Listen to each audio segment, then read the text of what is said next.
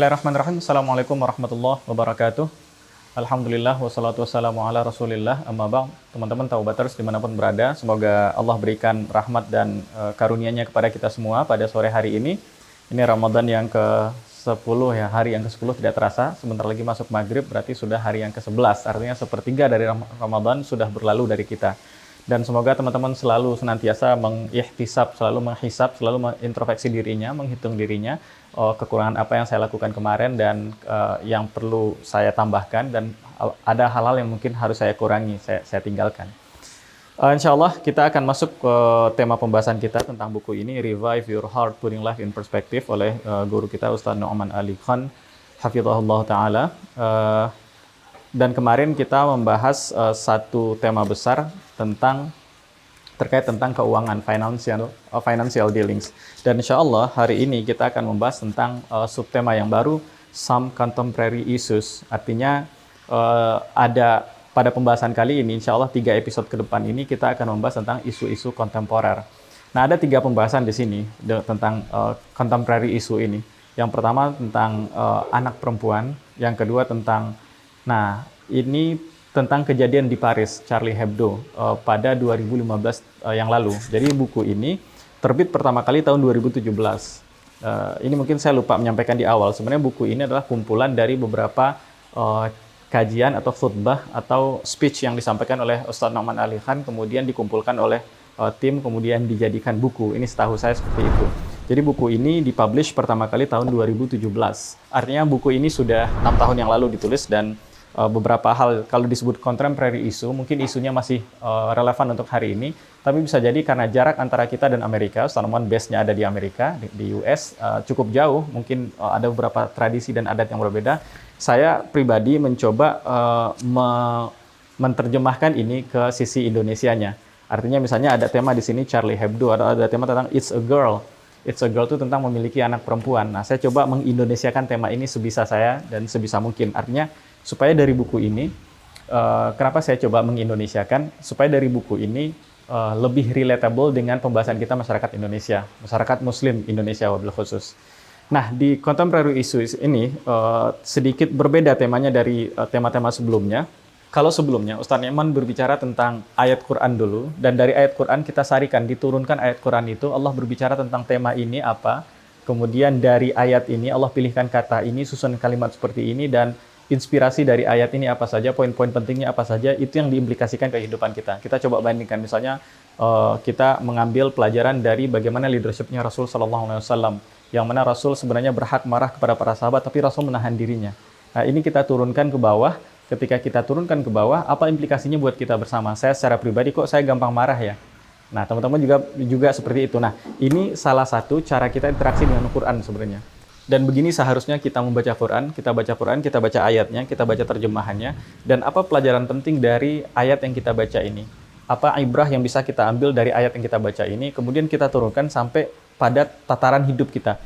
Saya bandingkan diri saya dengan ayat ini. Wah, ternyata saya masih jauh nih. Masih banyak hal yang harus saya lakukan, masih banyak upgrading yang harus saya buat supaya saya bisa lebih baik lagi kualitas saya. Kenapa? Karena Al-Quran ketika memberikan suatu contoh yang baik, itu adalah suatu contoh kualitas yang baik yang kita tiru. Dan ketika Al-Quran mengisahkan kisah yang buruk, itu adalah bahwa kisah yang buruk itu kemungkinan terjadi pada saya. Ada perbuatan buruk disebutkan dalam Quran dan itu dicela. Perbuatan buruk yang dicela itu kemungkinan besar bisa jadi terjadi pada diri saya. Atau ada unsur-unsur dari situ yang saya terapkan atau saya praktekkan terbiasa dalam hidup saya sehari-hari. Nah, yang keburukan itulah yang saya coba kikis dari diri saya. Nah, begini kita harusnya baca Quran. Dan kalau tema-tema sebelumnya, teman-teman, sebelum masuk ke tema contemporary issues ini, tema sebelumnya, kita bahas ayat Quran dulu. Setelah kita bahas ayat Quran, baru kita masuk mengambil poin-poin penting dari setiap ayat itu. Dari ayat itu apa pelajaran berharga yang kita bisa ambil, dan kemudian kita aplikasikan ke kehidupan kita. Kita coba compare ini antara apa yang ada dalam Quran, kemudian apa yang terjadi di kehidupan kita sehari-hari. Oh, betapa jauhnya kita dari situ. Nah, itu yang perlu kita improve, perlu kita lakukan, terus perbaikan diri kita. Nah, di tema ini, di contemporary issues ini, isu-isu kontemporal ini kita mencoba, di buku ini saya membaca, dilakukan hal yang mungkin sedikit sebaliknya. Nggak totalitas sebaliknya, sedikit sebaliknya. Artinya kita mengambil fakta yang ada di lapangan hari ini, kemudian kita lihat ayat Quran berbicara tentang fakta ini seperti apa. Karena itu namanya contemporary issues, karena isu-isu kontemporer hari ini Yang kita berpikir, kita kira isu ini tidak terjadi 1400 tahun yang lalu. Ternyata Al-Quran sudah berbicara tentang itu 14 abad yang lalu. Dan tema yang pertama tentang contemporary issues ini adalah It's a Girl. Ini adalah seorang anak perempuan. Nah, sebelum masuk ke tema ini, saya mencoba menyampaikan satu fakta mungkin yang ada di Indonesia. Saya gambarkan saja masyarakat Muslim Indonesia hari ini, atau sebagian masyarakat Muslim di dunia, atau bahkan masyarakat umum di dunia, mereka mencintai anak laki-laki lebih dari anak perempuan. Ini terjadi di sebagian, tidak seluruhnya. Saya secara pribadi tidak merasakan itu, karena buat saya, anak saya 3, dan saya dapat anak laki-laki 2, pertama dan ketiga laki-laki, anak saya yang tengah itu perempuan. Buat saya sama bahagianya, alhamdulillah, fabiha wa ni'mat. Tapi di beberapa keadaan, ada satu tradisi tertentu, meskipun itu Muslim, di tradisi itu, mereka agak kecewa ketika yang lahir itu adalah anak laki-laki. Kenapa demikian? Karena anak ketika lahir, dia akan membawa nama ayahnya. Nah, di sebagian tradisi, ketika anak laki-laki lahir, dia membawa nama ayahnya. Dan anak laki-laki itu akan membawa kebaikan-kebaikan ayahnya. Dan jika anak laki-laki itu punya karya, karyanya kembali kepada ayahnya. Seperti itu. Atau dalam gambaran lain, ada anak laki-laki dan ada anak perempuan. Dan laki-laki itu aktifnya di luar, biasanya seperti itu. Al-Quran mendesain seperti itu. Ketika sudah berumah tangga, nah ini teman-teman yang mau menikah perlu perhatikan ini, dan yang sudah menikah perlu review kembali keluarga kita, bahwa ketika berumah tangga, laki-laki itu memang actionnya di luar rumah. Dan ketika laki-laki itu aktivitasnya di luar rumah, maka mungkin ketika di luar rumah itu dia dihantam dengan berbagai masalah, target yang menumpuk yang harus dikerjakan, dan lain sebagainya, maka semua stres itu, semua pekerjaan itu harus dia pikul di punggungnya. Ini seorang laki-laki, seorang suami seperti itu. Dan semua beban berat itu, ketika dia pulang, hendaknya, idealnya ketika dia pulang, dia mendapatkan sakinah dari pasangannya, dari istrinya. Karena tujuan pernikahan adalah seperti itu, litas kunu ilaiha. Allah katakan di surat Ar-Rum bahwa tujuan pernikahan adalah supaya kalian laki-laki mendapatkan sakinah kepada istri kalian perempuan. Nah, jadi laki-laki itu aktivitasnya di luar rumah, dan perempuan aktivitasnya di dalam rumah. Nah, aktivitas di dalam rumah, ini bukan berarti tidak lebih baik daripada yang di luar. Ini salah kaprah. Hari ini, sebagian orang berpikir bahwa aktivitas di dalam rumah itu tidak lebih mulia daripada aktivitas di luar. Dengan kata lain, aktivitas di luar rumah yang kelihatan di masyarakat, yang populer, yang populis, kemudian yang terkenal, itu lebih baik daripada aktivitas yang diam-diam saja. Tidak, sama sekali tidak. Dia akan terlihat lebih baik kalau mindset kita adalah perhatian manusia. Kalau mindset kita adalah viralitas. Kalau mindset kita adalah berapa banyak engagement yang bisa dilakukan dari satu project, satu kegiatan. Dan dalam Islam itu enggak. Dalam Islam itu tidak dianggap berapa terkenalnya kita dan berapa tidak terkenalnya kita. Bagi Allah itu enggak penting. Malah sebaliknya, ketika kita terkenal, akan banyak ujian yang datang. Dan ketika kita tidak terkenal, ujian itu tidak akan banyak yang datang. Kita bisa beramal jauh lebih ikhlas daripada orang yang terkenal di sana. Jadi di Allah Subhanahu Wa Taala, di dalam Al-Quran pun disebutkan bahwa poinnya bukan seberapa banyak terkenal kita, seberapa banyak pengaruh kita, tapi pada kapasitas yang Allah berikan kita, sebaik apa kita maksimalkan kapasitas itu. Laki-laki memang kerjanya di luar rumah, dan perempuan kerjanya, terutama istri, kerjanya adalah fokus di rumah. Mengurus anak-anaknya, dan itu luar biasa pentingnya. Mengurus anak-anak itu kenapa? Karena dia mendidik anak-anak. Bukan saja dia, kalau laki-laki keluar mau mencari uang, tapi para istri di rumah, dia mendidik anak-anak, tidak mengumpulkan benda, yang dalam hal mendidik manusia, membesarkan manusia. Karena itu ulama mengatakan bahwa al-ummu madrasatul ula. Ibu itu adalah tempat belajar anak-anak pertama kali. Madrasah, bukan sekolah, madrasah itu tempat mendaras, tempat dia menuntaskan satu ilmu. Itu ibunya pertama kali. Dan itu hal yang istimewa, hal yang luar biasa. Nah, namun di masyarakat dunia hari ini, dan dari dulu sebenarnya, bukan hari ini saja, banyak orang berpikiran bahwa saya berharap anak saya itu laki-laki, dan bukan perempuan. Kenapa? Karena pertama, ketika anak laki-laki, dia berkarya di luar, dia membawa nama bapaknya. Kalau anaknya perempuan, maka dia kemungkinan kecil dia akan berkarya di luar. Sebenarnya banyak juga perempuan yang berkarya di luar, dan itu dibolehkan dalam Islam dengan koridor-koridor tertentu. Tapi sebagian besarnya memang dia fokus di rumah. Kenapa? Dia perlu fokus di rumah supaya para laki-laki, suami yang berkarya di luar, bisa mendapatkan support yang utuh dari rumah. Jadi ketika laki-laki bekerja dengan sangat serius, dengan kerja keras, keringat, banting tulang, menghadapi klien, menghadapi masalah, target yang menumpuk, dan lain sebagainya, dihantam, dihimpit, habis-habisan di luar sana. Ketika kembali ke rumah, dia mendapatkan kenyamanan, dan dia seperti di recharge, mendapatkan semangat yang luar biasa. Dan orang yang berada di rumah mengambil peran yang sangat penting atas suksesnya orang yang nanti keluar rumah.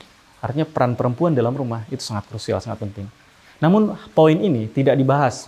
Dan terutama hari ini banyak orang berpikir kalau perempuan itu di rumah nggak keren dan lain sebagainya. Dan saya bisa katakan bahwa ide seperti ini adalah ide yang membuat perempuan minder. Artinya perempuan dipaksa untuk minder dengan mengatakan bahwa semua yang cool, everything cool is about man. Jadi semua yang cool itu adalah laki-laki. Dan semua yang dimiliki perempuan adalah tidak cool dan tidak keren. Dan kalau perempuan mau keren, maka yang harus dia lakukan apa? Dia harus melakukan apapun yang dilakukan oleh laki-laki. Dengan itu dia akan menjadi keren. Dengan statement ini, alam bawah sadar kita mengatakan bahwa berarti laki-laki diciptakan lebih mulia dari perempuan. Dalam Islam enggak. Laki-laki itu sama mulianya dengan perempuan. Bahkan ulama mengatakan laki-laki itu akhus syaqiq, saudara kandung bagi perempuan. Kalau saudara kandung ya sama porsinya. Tidak lebih mulia laki-laki atas perempuan dan tidak lebih mulia pula perempuan di atas laki-laki. Itu sama. Standar kemuliaan dalam Quran cuma satu. Akramakum indallahi atqakum. Yang paling mulia di sisi Allah adalah ketakwaan mereka. Nah, buku ini, tema kali ini membahas tentang orang-orang yang berpikir bahwa kalau punya anak perempuan, maka dia akan menikah nanti. Punya anak perempuan, kita mindsetnya adalah punya anak perempuan, kemudian saya sekolahin dia, kemudian saya didik dia, saya besarkan dia, saya kuliahin dia, duit keluar semua. Ketika dia dapat kerja, kemudian dia nikah, dia harus mengabdi ke suaminya. Saya sebagai bapak nggak dapat apa-apa. Karena itu sebagian orang berpikir, dapat anak perempuan itu rugi, nggak balik modal. Kenapa demikian? Karena yang dipikirkan adalah uang. Dipikirkan semuanya cuan. Kenapa? Kalau anak laki-laki ketika dia bekerja, saya dapat bagian dari hasil pekerjaannya dia. Sebagai ayah, saya bisa minta dong, kasih dong, kamu dapat gaji per bulan sampai 30 juta, itu masa 10 juta buat bapak nggak dapat. Kalau anak perempuan ketika dia bekerja dan ketika dia berumah tangga, prioritas dia berikutnya adalah bagaimana memberikan perhatian yang baik, perhatian yang terbaik untuk suaminya dan untuk mendidik anak-anaknya. Itu yang terbesar. Artinya, orang tua nggak dapat balik modal dari semua yang dia lakukan. Nah, mindset seperti inilah sebagian adat, sebagian tradisi, atau sebagian masyarakat sebenarnya, bukan tradisi juga. Sebagian masyarakat berpikir bahwa anak laki-laki itu lebih diharapkan daripada anak perempuan. Dan ternyata mindset seperti ini sudah ada dari 1400 tahun yang lalu. Dan di sini kita lihat bagaimana Allah bicara tentang ide seperti itu. Dan ngomong-ngomong teman-teman, ini 14 abad yang silam. 14 abad yang silam, Al-Quran sudah berbicara tentang perempuan ketika perempuan dihinakan. Ketika perempuan dihinakan, Al-Quran sudah bicara tentang kemuliaan perempuan. Kemuliaan anak perempuan itu sama persis dengan kemuliaan anak laki-laki. Bagaimana mulianya anak laki-laki sama dengan mulianya anak perempuan. Bahkan hadis-hadis memberikan banyak kebaikan untuk anak perempuan. Ini luar biasa. Kenapa? Karena di zaman itu, 1400 tahun yang lalu, teman-teman jangan pikir seperti hari ini. 14 abad yang lalu, perempuan itu nggak dianggap. Bahkan seorang suami menikah, ketika suami ini meninggal, istrinya bisa diwariskan. Dengan kata lain, istri itu sama kayak barang. Bisa diwariskan seperti itu bagi adat jahiliyah dahulu di Makkah. Dan Al-Quran datang untuk memperbaiki ini semua. Dan kita hari ini mungkin tidak begitu merasakan keindahannya karena tidak mengetahui bagaimana jahiliyah itu dulu. Umar mengatakan, innama tunqadu oral Islam urwatan idza nasha'a fil Islam man la ya'riful jahiliyah, bahwa ikatan Islam ini akan tercabut satu persatu kalau yang tumbuh besar di Islam ini adalah orang-orang yang tidak kenal sama sekali dengan apa itu jahiliyah. Kenapa? Karena dia tidak kenal jahiliyah, dia tidak akan merasakan indahnya Islam. Kita mendapatkan Islam taken for granted. Seperti kita hari ini. Berapa banyak di antara teman-teman yang tadi pagi bersyukur karena saya bisa menghirup oksigen dan menghembuskan karbon dioksida. Mungkin kita nggak sempat bersyukur, kita nggak sempat berdoa juga. Berapa banyak di antara kita yang bersyukur pada Allah bisa bangun sahur, kemudian bisa BAB dengan lancar dan baik. Kita nggak pernah bersyukur dengan itu. Kenapa? Karena kita dapat tiap hari dan menjadi taken for granted. Dapat, tapi sepele oleh kita. Maka dengan mengetahui tradisi jahiliyah, kita tahu bahwa Islam datang menghadapi tradisi itu. Dan tradisi jahiliyah seperti itu, kemiripannya mungkin masih terjadi hari ini. Mungkin masih terjadi hari ini, di mana orang berpikir perempuan harus dinaikkan martabatnya. Sama dengan laki-laki. Di alam bawah sadarnya dia mengatakan bahwa perempuan itu martabatnya tidak sama dengan laki-laki. Maka ada banyak istilah, mungkin feminisme lah dan lain sebagainya. Saya juga heran kenapa sekarang ada yang mengistilahkan Islamic feminism, feminisme Islami. Kenapa kita nggak belajar Islam saja langsung? Karena Islam itu mengangkat derajat perempuan, itu sudah sangat baik, sudah sempurna. Dan kita baru masuk ke tema ini. Kalau teman-teman mau buka Quran, ini Ustaz Nu'man mengambil langsung dalam surat An-Nahl. An-Nahl surat ke-16 ayat ke-58. Allah mengatakan, A'udzubillahi minasyaitonirrajim, Bismillahirrahmanirrahim. Wa idza busyira ahaduhum bil untha dhalla wajhuhu muswaddan wa huwa kadhim. Allah katakan, dan apabila busyira, diberikan kabar gembira, salah seorang dari mereka dikasih kabar gembira dengan al-untha, dengan kelahiran seorang anak perempuan, dhalla wajhuhu muswaddan, maka langsung wajahnya menjadi hitam, wa huwa kadhim, hitam karena marah. Jadi berubah mukanya itu menjadi pahit, wa huwa kadhim, dan dia mencoba menelan amarahnya. Dan kalau kita lihat ayat ini, di ayat ini ketika masyarakat musyrik Mekah itu tidak mengharapkan kehadiran anak perempuan, Al-Quran turun dan menggunakan bahasa yang sangat memuliakan anak perempuan. Allah mengatakan, wa idza busyira ahaduhum bil untha. Ada alif lam di sana, alif lam ma'rifah, artinya dan apabila diberi ketahukan salah seorang di antara mereka diberi kabar gembira dengan seorang anak perempuan. Jadi tidak saya mengatakan dengan anak perempuan, dengan kelahiran anak perempuan. Dari Al-Quran mengatakan seorang anak perempuan. Alif lam di kata bil untha, al untha ini kata ulama bermakna takrim, kemuliaan. Jadi Allah katakan bahwa bayi yang lahir itu baik laki-laki ataupun perempuan, dan ketika yang lahir perempuan, mulianya adalah sama dengan mulianya bayi yang lahir laki-laki. Dan seharusnya bagi kalian semua, kalian yang berbahagia ketika mendapati anak kalian itu anak laki-laki, harusnya kalian semua juga berbahagia ketika mendapati anak kalian anak perempuan. Karena dua-duanya, sebelum keduanya menjadi anak kalian, Allah katakan bahwa keduanya adalah milik Allah. Dia adalah hambanya Allah yang Allah titipkan pada kita orang tua. Dan sebuah kemuliaan bagi kita ketika Allah titipkan hambanya pada kita. Allah titipkan kepemilikannya pada kita. Baik itu laki-laki ataupun perempuan, buat Allah itu sama mulianya. Karena itu Allah katakan, bil untha, ada alif lam di sini menunjukkan bahwa perempuan ini nggak sembarang anak perempuan, tapi perempuan inilah seorang anak perempuan yang bagi Allah itu adalah takrim, kemuliaan. Sama mulianya dengan anak laki-laki. Sementara di zaman itu, ketika seorang mendapatkan info, jadi ketika seorang suami, istrinya masuk ke ruang persalinan, dan di zaman itu belum ada USG ya teman-teman, belum ada sonogram waktu USG, nggak ada USB dan USA juga belum ada waktu itu. Nah, ketika dia masuk, dia nggak tahu anaknya laki atau perempuan. Kemudian ketika dapat info lahir, bidan mengatakan anak yang lahir adalah anak perempuan. Dan seorang ayah pada waktu itu, mukanya langsung berubah. Langsung mukanya, saking marahnya, muka itu menghitam pucat. Mengelat mukanya itu. Dan wahuwa kadhim, dan dia menahan marah. Dan itu yang terjadi di masyarakat jahiliyah. Sedikit atau banyak, pembahasan itu juga terjadi di masyarakat muslimin hari ini. Masyarakat muslimin kontemporer hari ini juga merasakan, sebagiannya juga merasakan hal yang sama. Ketika anaknya lahir, mungkin dia wajahnya tidak muswaddah, wajahnya tidak marah, tapi kadhim, dia menelan rasa malu, dia menelan rasa kecewa.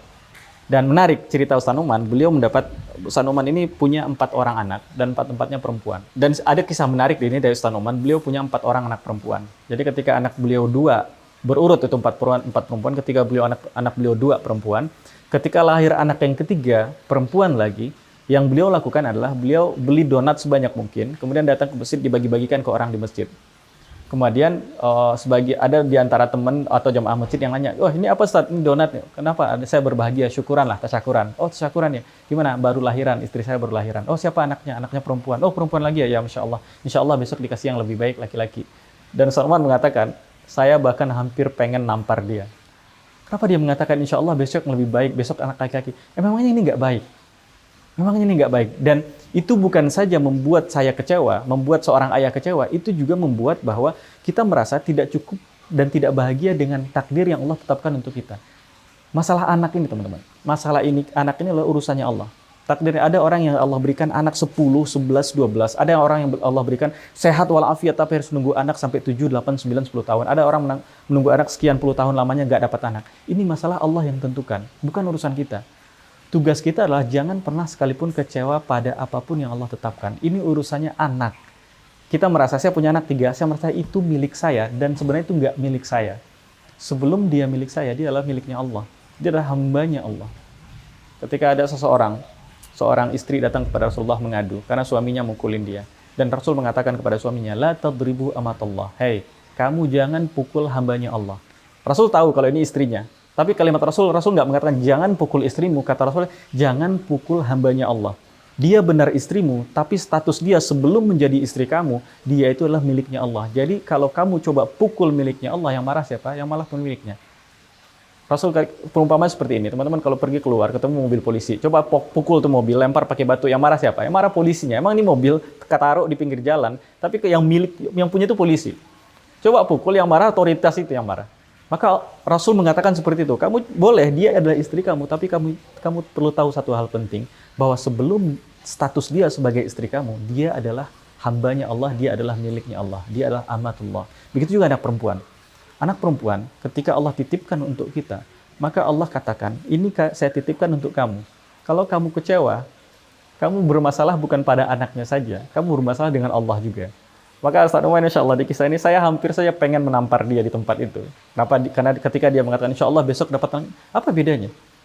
Dan bahkan di sini disebutkan ada banyak hadis, bukan 1, 2, 3 hadis, banyak hadis after hadis kata Ustaz Numan di sini. Ada banyak hadis menyebutkan tentang kemuliaan anak perempuan. Misalnya, Rasul mengatakan, la yakun li ahadikum thalatha banat aw thalatha akhawat fa ahsana ilaihinna illa dakhalal jannah. Masyaallah. Rasul ini, la yakun li ahadikum, tidak ada bagi salah seorang di antara kalian thalatha banat, 3 orang anak perempuan atau 3 orang saudara perempuan. Alhamdulillah, Allah anugerahi saya dengan 4 orang saudara perempuan.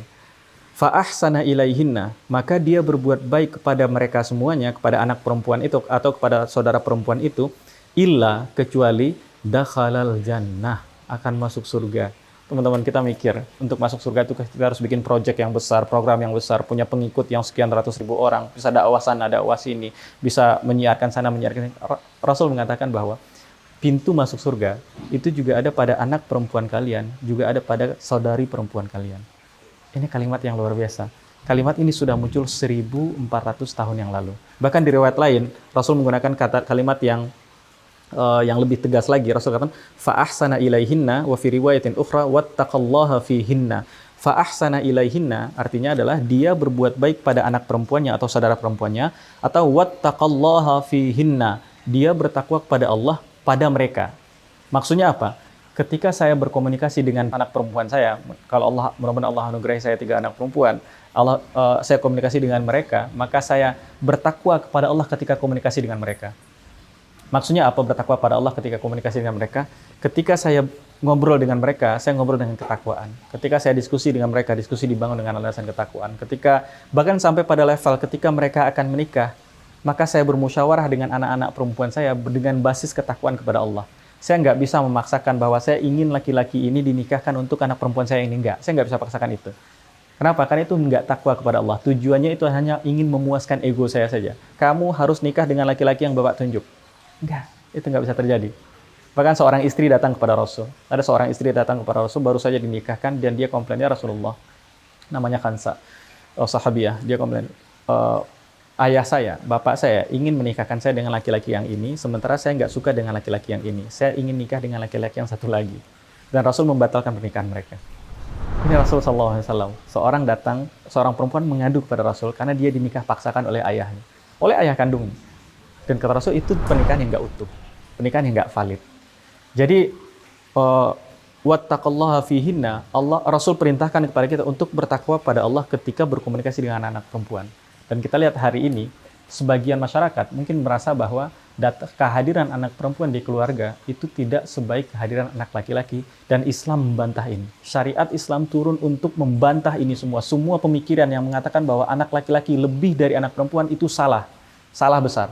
Anak laki-laki sama baiknya dengan anak perempuan, sebagaimana anak perempuan sama baiknya dengan anak laki-laki. Bahkan Rasul mengatakan, menjaga 3 orang anak perempuan berbuat baik kepada mereka, illa dakhalal jannah, kata Rasul. Kecuali pasti dia masuk surga. Masya Allah. Ini luar biasa. Dan di riwayat lain, Rasul SAW mengatakan, walam yu'sir waladahu alaiha, kata Rasul, dan dia tidak melebihkan anak laki-laki di atas anak perempuan, maka dia akan masuk surga. Dan ini luar biasa, teman-teman. Ini kalimat Sanumani saya kutipkan di sini nih. Ada 2 poin yang saya kutipkan. Pertama, tugas ayah itu adalah, Allah has given them certain rights, and your job as wali is not to tell them what to do, but to protect their rights. Allah sudah memberikan untuk mereka hak-hak mereka anak perempuan itu. Dan tugas kalian para wali, para ayah adalah not to tell them what to do. Tidak untuk mengatakan, memerintahkan mereka, kamu harus begini, kamu harus begitu. But to protect their rights. Tapi untuk melindungi hak-haknya yang Allah sudah berikan itu. That is your job as a father. That's my job as a father. To protect their right. Itu adalah tugas kamu sebagai ayah, dan itu adalah tugas saya sebagai ayah untuk melindungi hak-hak mereka anak perempuan. To ensure their happiness. Untuk memastikan kebahagiaan mereka. Not your happiness. Bukan kebahagiaan kamu para bapak. Berapa banyak di antara kita para ayah, karena kita ingin bahagia, anak kita nikah paksakan dengan orang yang kita inginkan. Dan dia nggak bahagia. Dan itu salah. Kemudian kalimat kutipan lagi, ini juga luar biasa nih. Because if you want jannah that badly, kalau kamu benar-benar inginkan surga, You can't discriminate between the boys and the girls in your family. Kamu tidak bisa mendiskriminasikan, tidak bisa beda-bedain antara anak laki-laki dan perempuan di keluargamu.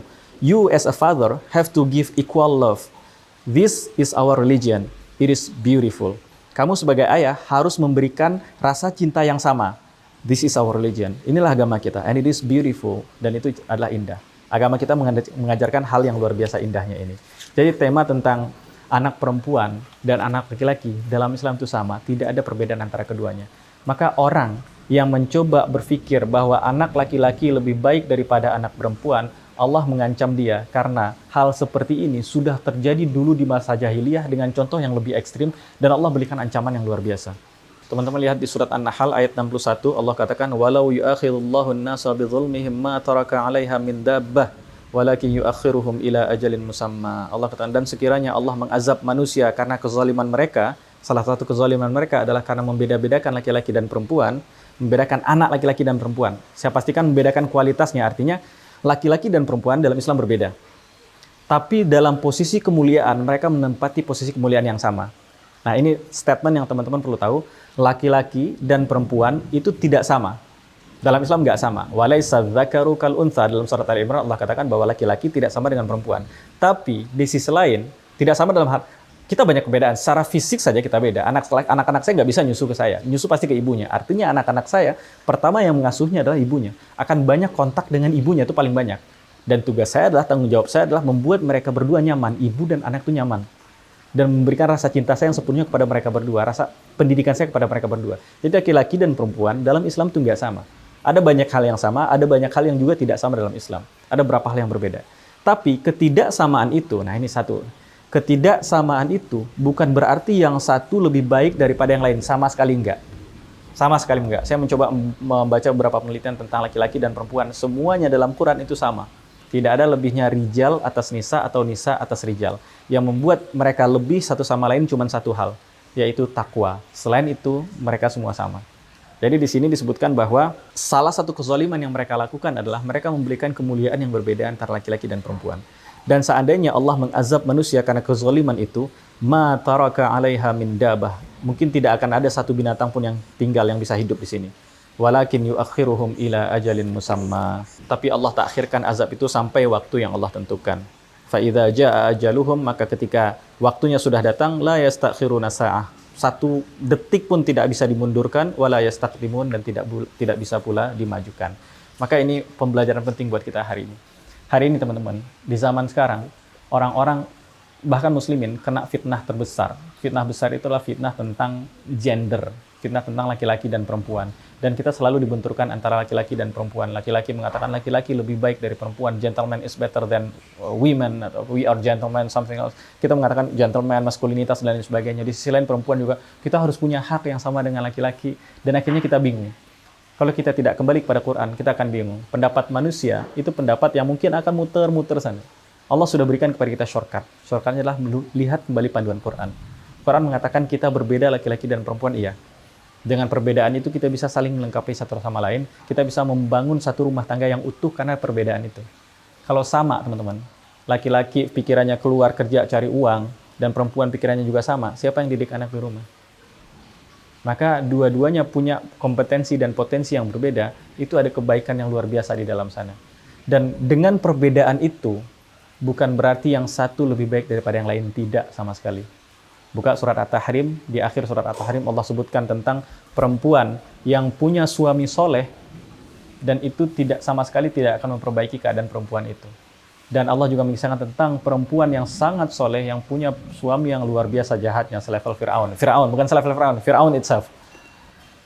Dan Masya Allah, Asiyah menjadi salah satu perempuan yang sangat mulia di mata Rasulullah SAW. Satu dari 4 yang sangat mulia. Jadi tidak ada perbedaan laki-laki dan perempuan dalam hal kemuliaan. Yang membedakan kita cuma satu, takwa. Jadi siapapun Anda, mau perempuan, ibu, seorang anak, seorang saudara, seorang gadis, seorang janda, seorang ibu rumah tangga, siapapun itu, maka hal yang perlu kita upgrade cuma satu, ketakwaan kita kepada Allah. Itu saja. Dan insya Allah bagi yang belum ketemu jodoh nih teman-teman Taubaters, mudah-mudahan Allah berikan juga jodoh orang yang bertakwa. Dan terakhir di kalimat di buku ini adalah, the daughters that are reading this. Maka anak perempuan yang membaca buku ini, don't email your father and say, Aba, read this. Jangan email bapakmu dan mengatakan, "Pa, coba baca buku ini." Do not do that. Jangan lakukan itu. Don't be selfish in your religion. Jangan menjadi orang yang egois dengan agama kita. You only want people to read what will make your life better. Kamu hanya ingin orang-orang membaca hal-hal yang membuat hidupmu nyaman. Jadi saya hanya ingin memberitahu orang tentang agama. Kalau saya kasih tahu dia, saya nyaman. Atau saya kasih tahu dia, saya membuat dia merasa nggak nyaman. Jangan jadikan agama seperti itu. You only want people to read what will make your life better. We started with this point. Everybody wants something for themselves and they give Allah the leftover. Ini kebanyakan kita melakukan itu. Kita menginginkan, bahkan dalam agama kita melakukan sadar ataupun nggak sadar. Ketika tahu satu dalil, kita gunakan dalil itu untuk keuntungan diri saya. Dan saya gunakan dalil itu untuk menekan orang lain. Enggak. Jangan lakukan itu. Jangan ambil bahasan ini, kemudian kita sampaikan kepada laki-laki, yang istri sampaikan kepada suaminya, tuh Pak Suami, seperti enggak. Kita ambil agama ini, pertama sekali kita jadikan untuk diri kita. Apa kebaikan yang bisa kita upgrade dari diri kita terkait dengan dalil, dengan ilmu yang baru saja kita pelajari.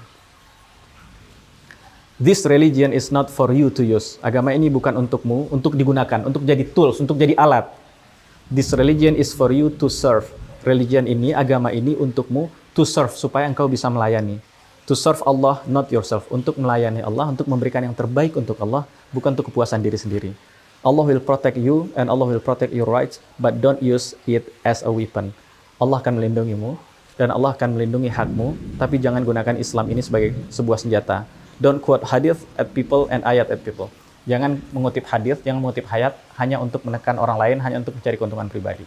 Insyaallah, ini hal yang sangat luar biasa. Jadi pelajaran kita hari ini ini pembahasannya buat perempuan semua, karena benar hari ini itu banyak orang salah kaprah tentang perempuan, baik yang muslimnya maupun yang non-muslimnya. Dan bagi teman-teman perempuan di luar sana, ketika membaca ini, jangan gunakan ini sebagai alat kita untuk menekan ayah kita, untuk menekan suami kita, untuk menekan laki-laki siapapun. Tugas kita adalah kita mendapatkan ilmu ini, gunakan ilmu ini sebaik mungkin untuk manfaat diri kita, untuk upgrading diri kita. Demikian teman-teman semuanya, semoga ada kebaikan yang bisa kita dapatkan. Sampai jumpa besok hari. Assalamualaikum warahmatullahi wabarakatuh.